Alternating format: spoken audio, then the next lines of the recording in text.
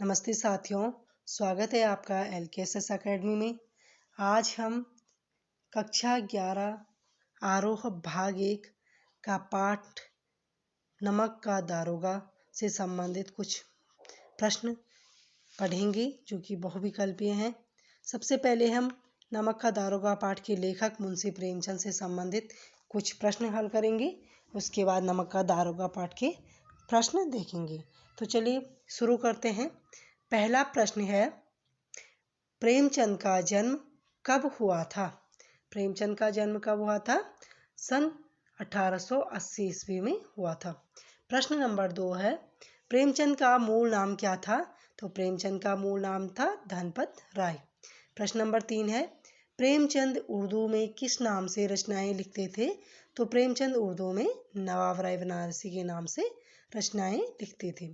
प्रश्न नंबर 4 है, प्रेमचंद का जन्म कहाँ हुआ था? तो प्रेमचंद का जन्म उत्तर प्रदेश के लमही गांव में हुआ था। कब हुआ था? सन 1880 ईस्वी में। और कहाँ हुआ था? तो लमही गांव उत्तर प्रदेश में। प्रेमचंद को उपन्यास सम्राट किसने कहा? तो प्रेमचंद को उपन्यास सम्राट कहा था शरत चंद्र चट्टोपाध्याय ने। प्रश्न नंबर 6 है, धनपत राय को प्रेमचंद नाम किसने दिया?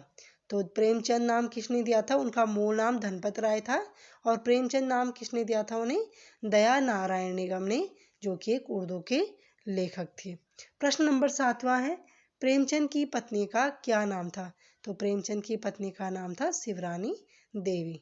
प्रश्न नंबर 8 है, प्रेमचंद का निधन कब हुआ था? तो प्रेमचंद का निधन सन 1936 ईस्वी में हुआ था। हिंदी कथा साहित्य का शिखर पुरुष किसे माना जाता है? तो हिंदी कथा साहित्य का शिखर पुरुष किसे माना जाता है? प्रेमचंद को माना जाता है। प्रश्न नंबर 10 है, करबला संग्राम और प्रेम की देवी किस विधा की रचनाएं हैं? तो ये क्या है? किस विधा की रचनाएं हैं? ये है नाटक। प्रेमचंद का नवाब राय नाम से लिखा गया प्रथम कहानी संग्रह क्या था? तो प्रेमचंद जो कि नवाब राय नाम से उर्दू में लिखते थे, उनका पहला कहानी संग्रह था सोजे वतन, जो कि सन 1908 ईस्वी में प्रकाशित हुआ था। प्रश्न नंबर 12 है, सोजे वतन में कितनी कहानियां संकलित हैं? तो सोजे वतन जो कि कहानी संग्रह है, उसमें 5 कहानियां संकलित हैं।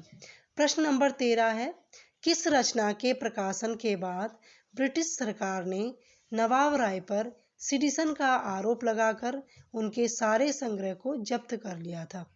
तो जो मुंशी प्रेमचंद जी की रचना थी, कहानी संग्रह था जो सोजे वतन, जिसका प्रकाशन सन 1908 ईस्वी में हुआ था, उसे ब्रिटिश सरकार ने जब्त कर लिया था। प्रश्न नंबर 14 है, प्रेमचंद को कलम का सिपाही नाम किसने दिया था?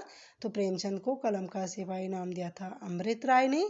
और प्रेमचंद को कलम का मजदूर किसने कहा था? तो मदन गोपाल ने प्रेमचंद को कलम का मजदूर कहा था। प्रश्न नंबर 15 है, सबसे उत्तम कहानी वह होती है जिसका आधार किसी मनोवैज्ञानिक सत्य पर होता है। यह कथन किसका है? तो यह कथन है प्रेमचंद जी का। अब हम देखेंगे प्रेमचंद जी द्वारा रचित नमक का दारोगा कहानी से संबंधित कुछ प्रश्न। ठीक है, पहला प्रश्न है, नमक का दारोगा पाठ के लेखक कौन है? तो कौन है नमक का दारोगा पाठ के लेखक हैं? प्रेमचंद।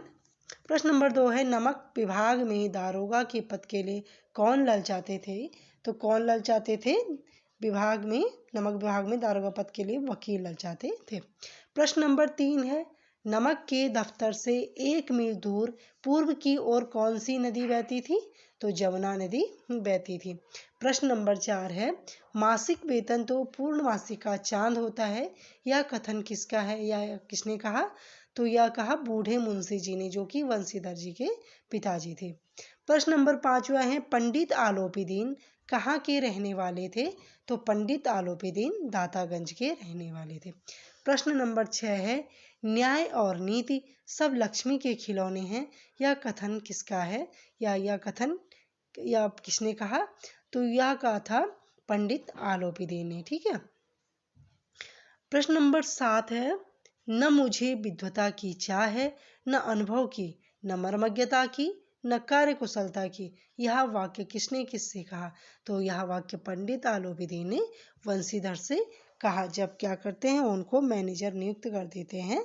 ठीक है, तो तब वो कहते हैं कि मुझे न विद्वता की चाह है, न अनुभव की, न मर्मज्ञता की, न कार्यकुशलता की। ठीक है, प्रश्न नंबर 8वां है, नमक का दारोगा कहानी का प्रकाशन किस वर्ष हुआ था?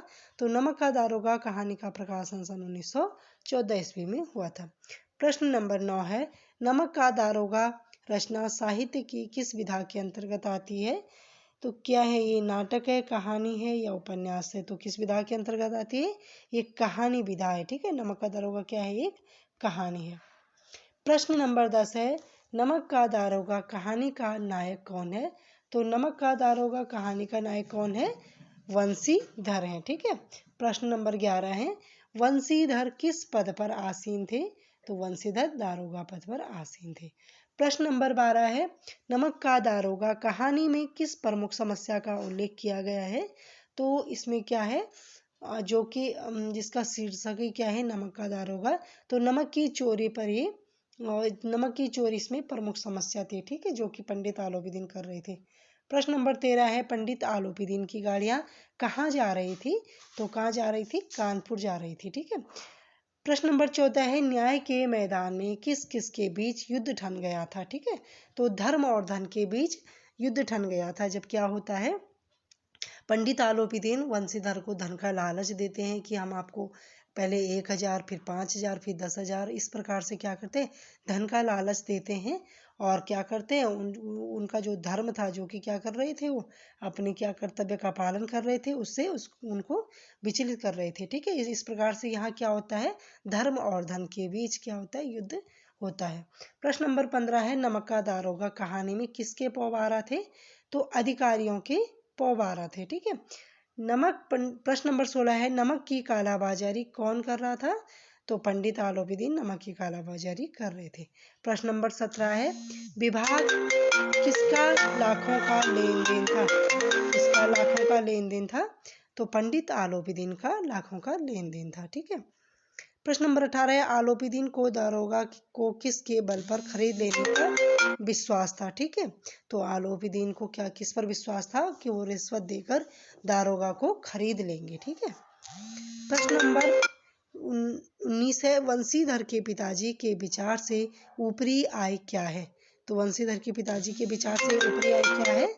बहता हुआ स्रोत है। ठीक है, प्रश्न नंबर 20 है, पंडित आलोपीदीन अंत में वंशीधर को कितनी रिश्वत देने को तैयार हो गए थे? ठीक है, तो पंडित आलोपीदीन अंत में वंशीधर को 40,000 रिश्वत देने के लिए तैयार हो गए थे। ठीक है, प्रश्न नंबर 21 है, नमक का दारोगा कहानी से क्या सीख मिलती है?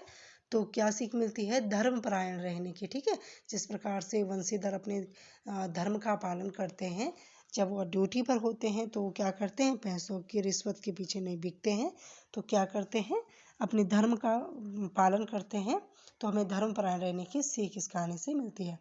प्रश्न नंबर 22 है, अंग्रेज अफसर आलोपीदीन के इलाके में क्यों आते थे? तो अंग्रेज अफसर किस लिए आते थे? शिकार खेलने के लिए आते थे। प्रश्न नंबर 23 है, पंडित आलोपीदीन की इष्ट देवी का क्या नाम था? तो पंडित आलोपीदीन की इष्ट देवी का क्या नाम था? लक्ष्मी। ठीक है, जो कि धन की देवी है। प्रश्न नंबर 24 है, जहाँ पक्षपात हो वहाँ किसकी कल्पना नहीं की जा सकती है? तो वहाँ न्याय की कल्पना नहीं की जा सकती है। जहाँ पक्षपात होता है वहाँ किसी भी प्रकार के न्याय की कल्पना नहीं की जा सकती है। प्रश्न नंबर 25 है, नमक का दारोगा पाठ के अंत में किसकी विजय किस पर बताई गई है? तो धन पर धर्म की विजय बताई गई है। क्या होता है, आलोपीदीन क्या करते हैं, बार बार धन का लालच दारोगा जी को देते हैं, यानी वंशीधर जी को देते हैं, लेकिन नहीं, क्या होता है, पंडित आलोपीदीन जब उनको धन का लालच देते हैं तो वो अपने कर्तव्य के प्रति डटे रहते हैं और अपने धर्म के प्रति, इसीलिए उनकी क्या होती है, धन पर धर्म की विजय हो जाती है। प्रश्न नंबर 26 है, 40,000 नहीं 40 लाख पर भी नहीं, कथन किसका है? तो यह है वंशीधर जी का। ठीक है, जब क्या करते हैं, पंडित आलोपीदीन उनको 40,000 देने के लिए तैयार हो जाते हैं, लेकिन वंशीधर कहते हैं 40,000 नहीं 40 लाख पर भी नहीं। ठीक है, मैं तुम्हें नहीं छोड़ूंगा। ठीक है, प्रश्न नंबर 27 है, प्रश्न नंबर 27 है, मैं कगारे पर का वृक्ष हो रहा हूँ, यह कथन किसका है? तो वंशीधर के पिताजी जो बूढ़े मुंशी जी हैं वो बोलते हैं कि मैं कगारे का वृक्ष हो रहा हूँ, अब जिम्मेदारी तुम्हारे कंधों पर है, इसलिए क्या है कि तुम्हारी ऊपरी आय क्या है, ऊपरी आय भी ऊपरी आय ले लेना, ठीक है। ऊपरी आय का लालच भी समझाते उन्हें कहते हैं कि ईमानदारी नहीं, ऊपरी आय भी तुम स्वीकार करना, ठीक है। प्रश्न नंबर 28 है, लक्ष्मी जी पर किसका अखंड विश्वास था? तो पंडित आलोपीदीन का लक्ष्मी पर अखंड विश्वास था, ठीक है, कि पैसे से सब कुछ हो जाता है। प्रश्न नंबर 29 है, जगन्नाथ और रामेश्वर यात्रा की कामनाएं किसकी थी जो मिट्टी में मिल गई? तो वृद्ध माता यानी वंशीधर की जो माता थी उनकी इच्छाएं थी कि वो क्या करेंगे, जगन्नाथ और रामेश्वर की यात्रा करेंगे। तो जब उन्हें लगता है कि वंशीधर की नौकरी चली गई तो क्या होता है, उनकी कामनाएं मिट्टी में मिल जाती हैं। प्रश्न नंबर 30 है, कौन पंडित आलोबीदीन की अगवानी को दौड़े? तो बूढ़े मुंशी जी जो कि वंशीधर जी के पिताजी हैं, जब पंडित आलोपीदीन आते हैं तो वो उनकी अगवानी को दौड़ते हैं। आज के लिए इतना ही, मिलते हैं फिर अगले वीडियो में, तब तक के लिए धन्यवाद। जय हिंद, जय भारत।